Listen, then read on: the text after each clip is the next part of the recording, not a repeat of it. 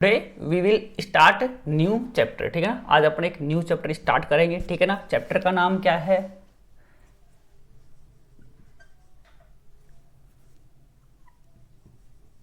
Admission of a new partner. ठीक है ना, admission of a new partner, ये एम है और ढंग से लिखा नहीं है इसको। Admission of a new partner की एक आपने अब तक पढ़ा, अपने बेसिक कंसेप्ट ऑफ पार्टनरशिप पढ़े। क्या पार्टनरशिप डीड होती है, ठीक है, क्या पार्टनरशिप डीड होती है। उसके बाद में क्या interest on capital, interest on drawing, past adjustment क्या होते हैं, कैसे उसको रेक्टिफाई किया जाता है, कैसे उसको सुधारा जाता है। अपने गारंटी पढ़ा, इंटरेस्ट ऑन ड्रॉइंग पढ़ा, ये चीज़ें अपन ने पढ़ी। ठीक है ना, तो कैपिटल का इफेक्ट पढ़ा। ठीक है ना, ये ध्यान रखो। पार्टनरशिप पढ़ रहे हो तो दिमाग में क्या चीज़ रहनी चाहिए कि कोई भी चीज़ हो उसका कैपिटल पे क्या इफेक्ट पड़ेगा। कोई भी आइटम होते हैं या तो कैपिटल उससे इंक्रीज होगी या कैपिटल क्या होगी उससे डिक्रीज होगी। कैपिटल जिन चीज़ों से इंक्रीज होती है, कैपिटल जिन चीज़ों से इंक्रीज होती है वो पार्टनर के राइट होते हैं।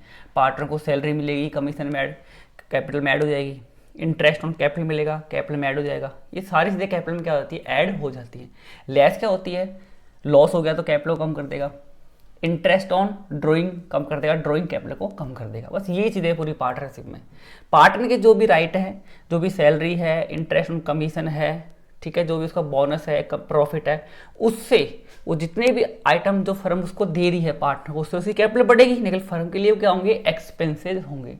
ठीक है, इस तरह बात करें तो इंटरेस्ट ऑन ड्राइंग जो पार्टनर को मिल रहा है, पार्टनर से मिल रहा है फर्म को, फर्म के लिए इनकम है, पार्टनर के लिए क्या है, वो उसकी लायबिलिटी पार्टनर को उसकी कैपिटल में से कम कर दी जाएगी। ठीक है ना, तो ये चीज़ आपने डिस्कस अब तक कर ली। ठीक है ना, अब आगे बात करते हैं admission of a new partner की, नया पार्टनर फर्म के अंदर एडमिट हो रहा है।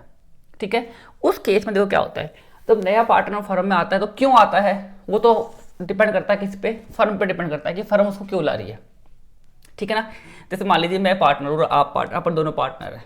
ठीक है, अब अपन दोनों पार्टनर है, आप और जो मेरा वीडियो देख रहा है वो कौन है, पार्टनर है। ठीक है, अपन दोनों पार्टनर है। अब अपन चाहते हैं कि यार अपनी फर्म चल रही है, अब फर्म चल रही है तो चलते चलते मान लीजिए आप लोगों को पैसे की नीड हो गई। क्या हो गई, अब मान लीजिए मैं ए हूँ, ठीक है, और आप कौन हो, आप बी हो। ठीक है, तो अपनी फर्म चला रहे हैं अपन दोनों मिलके, और जो भी अपना प्रॉफिट हो रहा है, मान लीजिए अपना रेशो कितना है, 3:2 है। ठीक है, कि मैं तीसरा ऐसा ले रहा हूँ, आपको दूसरा, टोटल 5 टुकड़े लगे, 5 में 3 में लूंगा, 2 आप लोगे। ठीक है ना, ये अपना रेशो हो गया। ठीक है ना, अपने डीड वगैरह, अपने डीड भी बना रखी होगी। ठीक है ना, अपने एक छोटी सी डीड बना रखी होगी।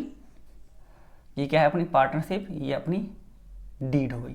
इसमें आपका नाम, मेरा नाम, आप ही कैपिटल, मेरी कैपिटल, अपना रेशो, अपना पता, अपना बिजनेस, सारी चीज़ें अपन इसमें लिख रखी है, और इसमें लास्ट में मैंने और आपने सिग्नेचर कर रखे हैं। तो अपनी डीड बन गई, अपन दोनों काम कर रहे हैं। ठीक है ना, अब मान लें अपन दोनों को जरूरत पड़ गई पैसों की। अब अपन को पैसे की जरूरत पड़ी तो उस केस में अगर भैया अपने पास ऑप्शन है तो बैंक से उधार ले ले। तो मैंने कहा बैंक से उधार लेते यार, तो आपने मेरे को क्या कहा, आपने कहा यार बैंक से पैसा लेंगे तो बैंक को तो इंटरेस्ट देना पड़ेगा, और एक टाइम के बाद पैसा भी वापस देना पड़ेगा। तो कल को अपना मान लो बिजनेस लॉस में हो गया, अपने पास इतना पैसा नहीं आ पाया, अपने इंटरेस्ट नहीं दे पाए, तो अपन तो भैया बैंक करप्ट हो जाएंगे। ठीक है, तो ये दिमाग में, मैंने कहा फिर क्या करें यार, तो फिर अपन दोनों ने मिलकर सोचा है एक काम करते हैं यार, अपन नए पार्टनर ले आते हैं फर्म में। एक नया पार्टनर, उसका नाम क्या है, सी है, उसको ले आते हैं फर्म में। वो आएगा तो क्या फ़ायदा होगा, वो आएगा तो उससे अपन कैपिटल मंगा लेंगे, वो पैसे लेके आ जाएगा और वो पार्टनर बन जाएगा। जब वो फर्म का पार्टनर बन जाएगा तो कल को नुकसान भी होता है तो नुकसान में भी हिस्सा देगा। ठीक है, और एक उसको उसका पैसा भी नहीं लुटाना जब तक वो पार्टनर फर्म में काम कर रहा है। ठीक है, लास्ट में होगा तो उसको जितना होगा उतना नुकसान काट के उसको दे देंगे।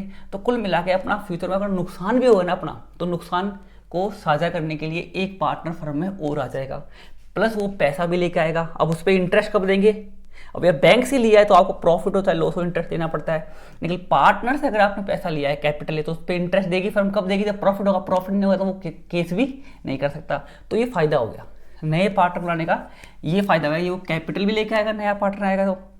ठीक है, तो ये चीज़ें समझनी पड़ेगी। तो यहाँ पे नया पार्टनर फर्म में क्यों लेके आ रहे हैं, अपने को पैसे की जरूरत, इसका अपन नया पार्टनर लेके आ गए।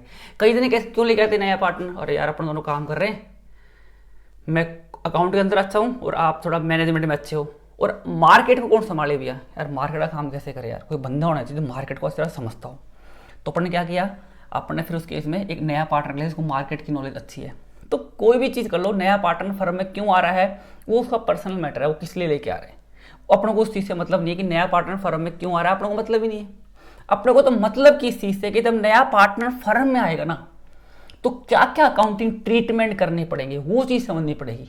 तो सबसे पहले एक चीज़ समझो, जब नया पार्टनर फर्म में आएगा तो भी ऐसा कोई ना कोई रेशो देना पड़ेगा ना। अब ये 3:2 में बांट रहे थे कोई प्रॉफिट को, मान लीजिए प्रॉफिट कितना हो रहा था यहाँ पे 10,000 का प्रॉफिट हो रहा था, ठीक है, मैं और आप, ठीक है, उसको 3:2 में बांट रहे थे।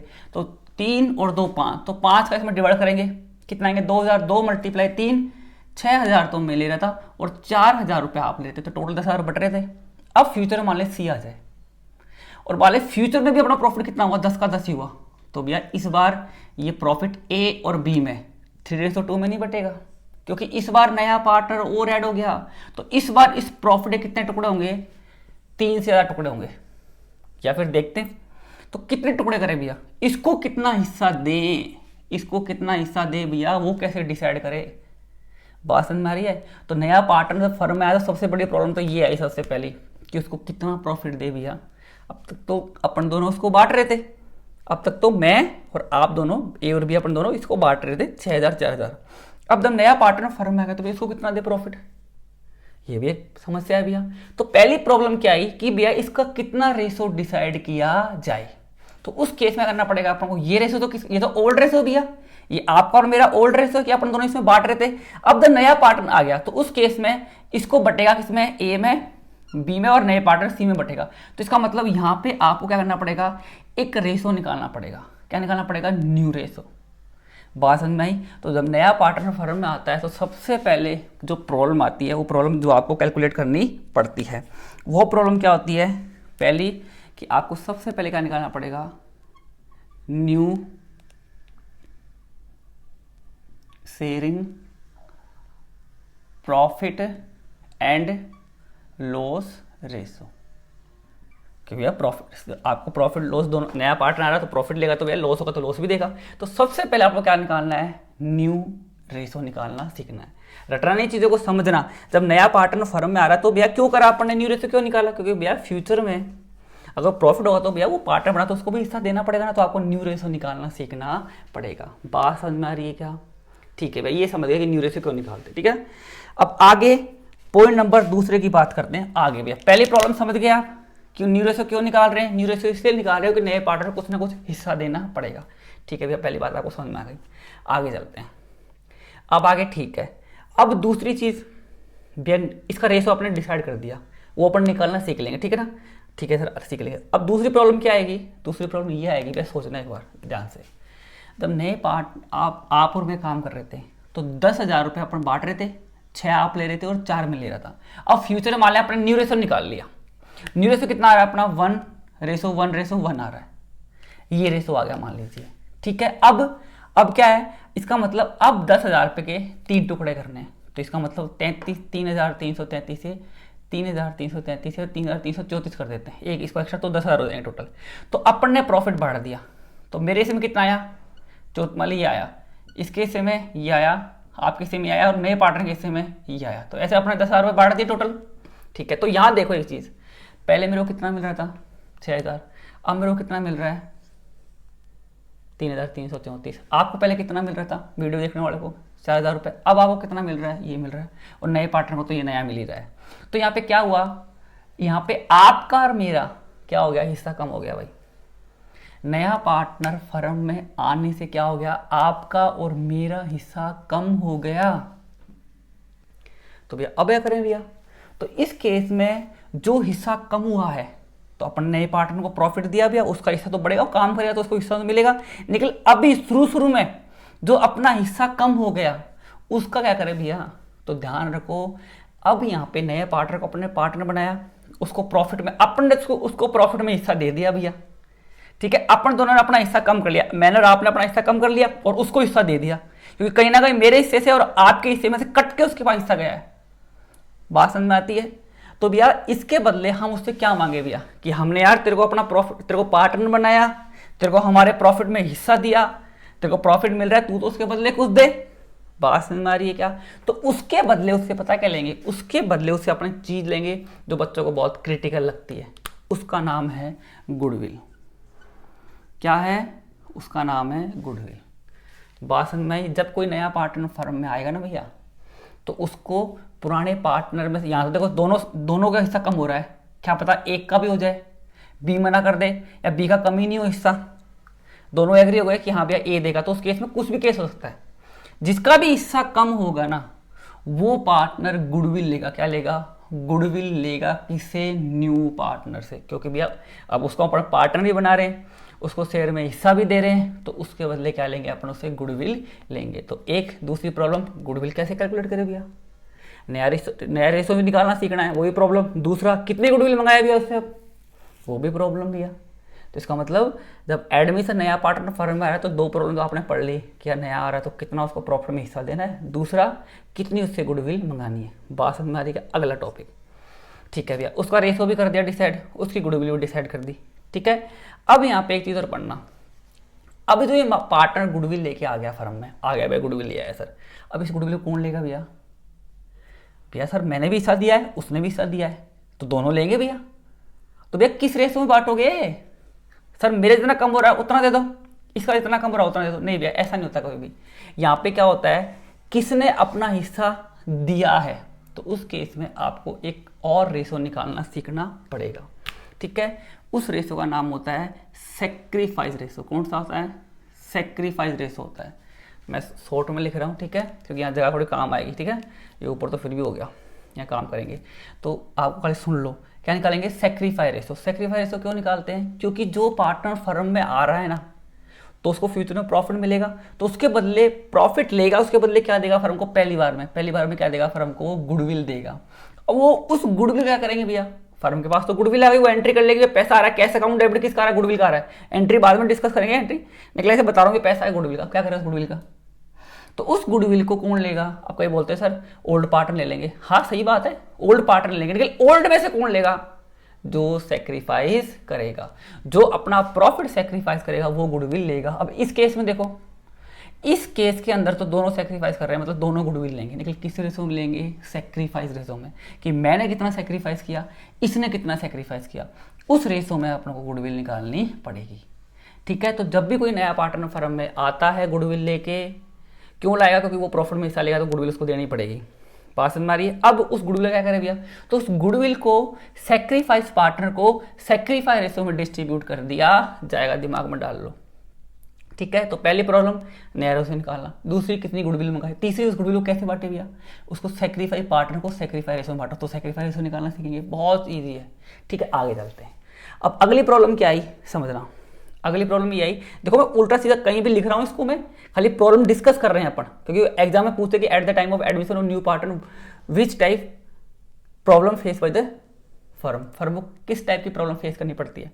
तो प्रॉब्लम पहली नया रेशो निकालना, क्यों निकालना समझ गए, देना पड़ेगा हिस्सा, गुडविल प्रॉफिट में हिस्सा दिया तो गुडविल लेनी पड़ेगी, क्यों, और गुडविल किस रेशो में बांटेंगे? सेक्रीफाइस रेशो, सेक्रीफाइस रेशो आपको निकालना पड़ेगा।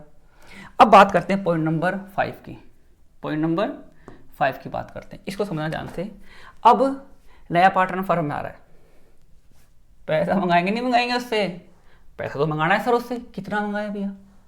अब जो भी वो पैसा लेके आएगा या कुछ भी चीज, पैसा नहीं वो कुछ भी ला सकता है, अगर पुराने पार्टनर एग्री हैं तो वो कार भी ला सकता है, वो सेलफोन भी लिया है, वो अपना पुराना बिजनेस इस बिजनेस में मिला ले, तो कुल मिला के आपको वो पार्टनर बन रहा है, तो वो कंपनी का क्या बन रहा है? मालिक बन रहा है, और मालिक कुछ भी देगा फर्म में वो सब क्या कहलाती है? कैपिटल।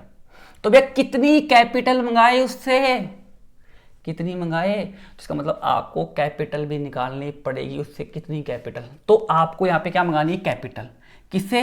न्यू पार्टनर से। तो उस केस में आपको क्या करना पड़ेगा? एडजस्टमेंट। क्या करना पड़ेगा? Adjustment of capital.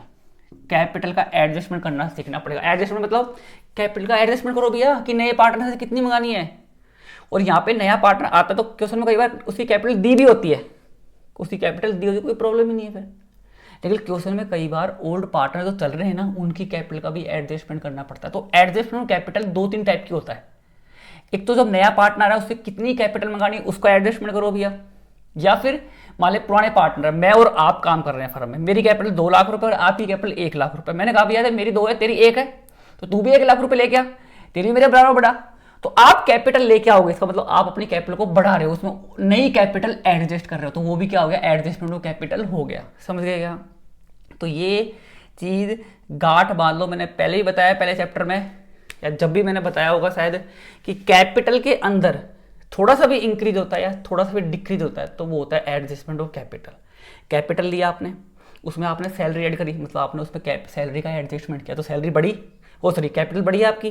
फिर आपने इंटरेस्ट ऑन कैपिटल में और ऐड किया तो आपकी कैपिटल फिर बढ़ी, एडजस्टमेंट करने से कैपिटल बढ़ी। ड्रॉइंग करने से कैपिटल कम हो जाएगी, इंटरेस्ट ऑन ड्रॉइंग से कैपिटल कम हो जाएगी, लॉस से कम हो जाएगी। तो ये एडजस्टमेंट ही तो चल रहे हैं कैपिटल के अंदर। ओपनिंग कैपिटल में ऐड लेस चल रहे हैं तो एडजस्टमेंट तो चल रहे हैं। समझ रहे मेरी बात? तो वो भी एक तरह का एडजस्टमेंट होता है। तो एडजस्टमेंट ऑफ कैपिटल समझ गए कि कैपिटल में कि कैपिटल बढ़ेगी या कैपिटल कम होगी, वो होता है एडजस्टमेंट ऑफ कैपिटल। अब नया पार्टनर कैपिटल लेके आएगा तो उसका मतलब कैपिटल बढ़ेगी, तो एडजस्टमेंट ऑफ कैपिटल से कैपिटल बढ़ी। कितनी कैपिटल मंगानी है वो निकालना अपने को सीखना, इसका मतलब अपने को एडजस्टमेंट ऑफ कैपिटल सीखना पड़ेगा। बात समझ में आती है क्या अब? ठीक है भैया, नया रेशियो निकाल लिया, सेक्रीफाई रेशियो निकाल लिया, गुडविल लिया है उसको भी बांट लिया, ठीक है, कैपिटल कितनी लाएगा वो भी आपने डिसाइड कर लिया। अब क्या प्रॉब्लम आएगी? अब देखो सबसे बड़ी प्रॉब्लम, लेकिन वो प्रॉब्लम ईजी है बिल्कुल। कैसे? जब नया पार्टनर फर्म में आएगा, ठीक है, तो आप ध्यान रखना आपके पूरे चैप्टर जितने पढ़ोगे ना उसमें नया पार्टनर नए साल से आएगा। ठीक है, नया पार्ट इसको ध्यान से समझना। मान लीजिए आपने बिजनेस स्टार्ट कर रखा है 1 अप्रैल 2019 में, ठीक है, 20 कर लेते हैं, 20 में स्टार्ट कर रखा है। एंड कब होगा? 31 मार्च 2021 में एंड होगा। ठीक है, इस तारीख को एंड होगा। अब इस तारीख को एंड होगा तो नया पार्टनर भी फर्म में नए साल से ही आएगा। बीच में कभी भी नया, हाँ बीच में उसकी डेथ हो जाए, बीच में छोड़ के चल जाए, वो हो सकता है, लेकिन एडमिशन के केस में नया पार्टनर नए साल से आएगा, बीच में कभी भी नहीं आएगा। आएगा तो वो भी सीख लेंगे, नहीं दे रखा तो क्यों। तो मान लीजिए नया पार्टनर कब से आया? 1 अप्रैल 2021 से, नए साल से नया पार्टनर आया फर्म में। ठीक है भैया, नए साल से नया पार्टनर आया।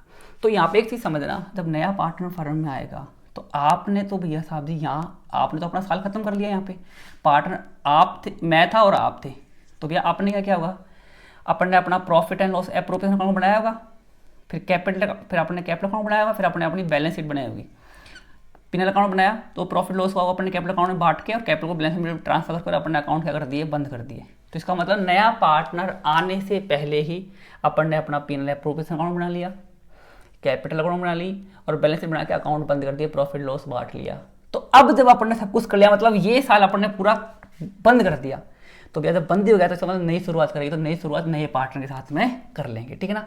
अब जब नया पार्टनर फर्म में आता है, जैसे पहले चैप्टर आपने पढ़ा उसमें आपने पीएनएल अकाउंट बनाओगे, एप्रोप्रिएशन बनाओगे, फिर कैपिटल अकाउंट बनाओगे, बनाना सीखा ना। लेकिन एडमिशन ऑफ पार्टनर के केस में आप पीएनएल एप्रोप्रिएशन या पीएनएल अकाउंट नहीं बनेगा।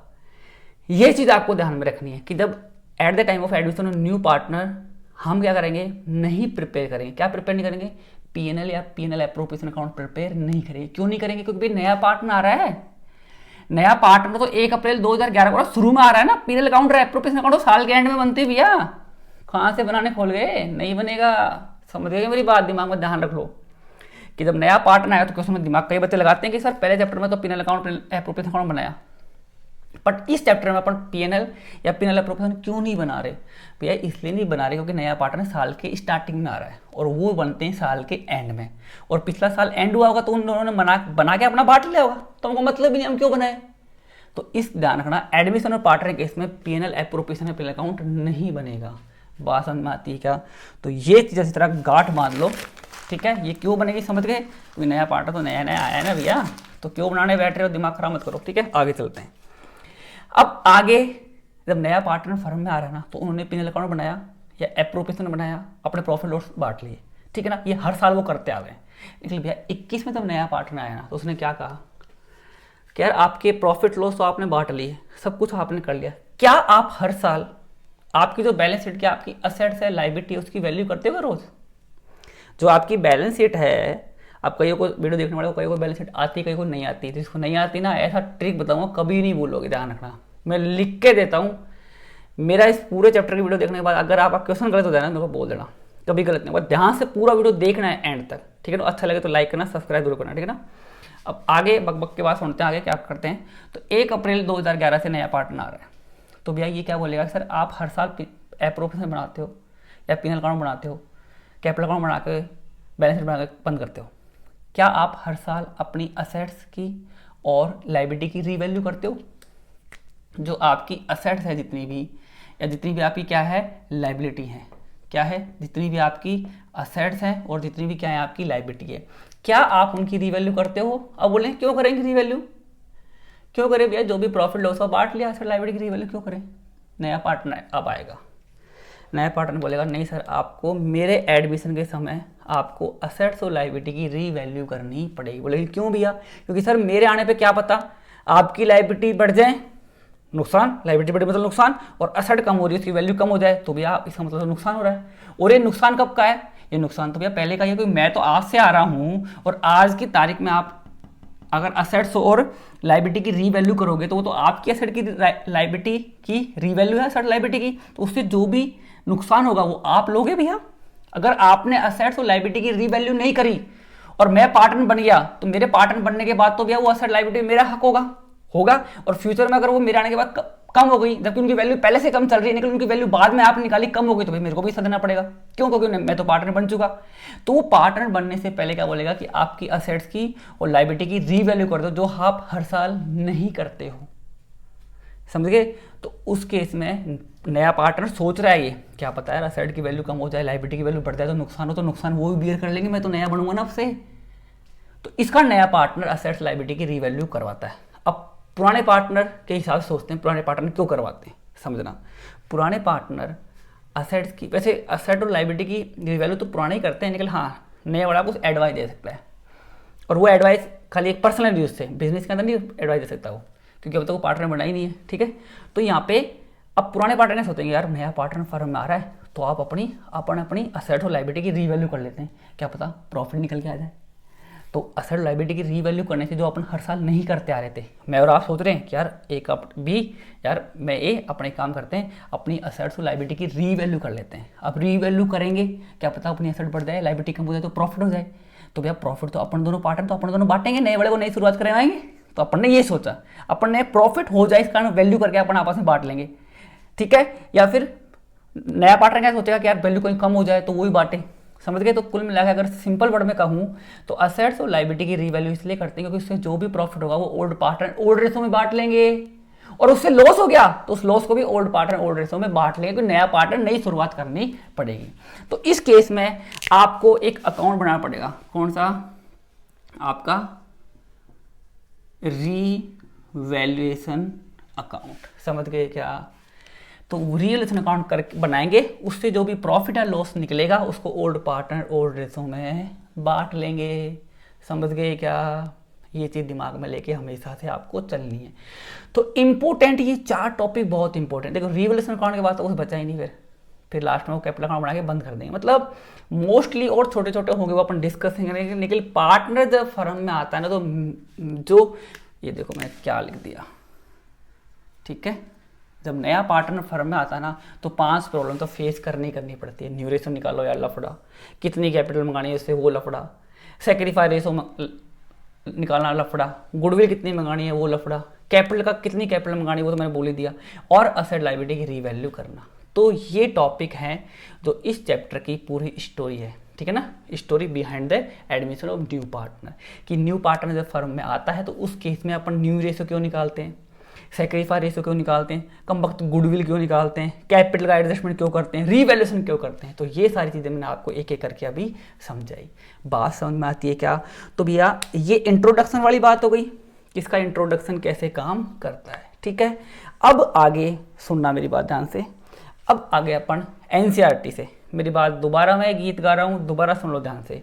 एनसीईआरटी का पीछे मत छोड़ो, उसको पूरी को सॉल्व करो ढंग से। अगर वो पूरी आ गई ना भैया, तो फिर कोई भी बुक निकालना, अच्छे से बुक्स के नाम बता दूंगा, लेकिन पहले अपनी एनसीईआरटी पे ध्यान दो। दुनिया के चक्करों में मत पड़ो, जितना बाहर निकलोगे उतना दिमाग घूमेगा, पीछे मत पड़ो। मार्केट में तो हजारों बुक्स मिलती, ला कर लो लाके, नहीं भैया पहले अपनी नींव को, अपनी फाउंडेशन को मजबूत करो।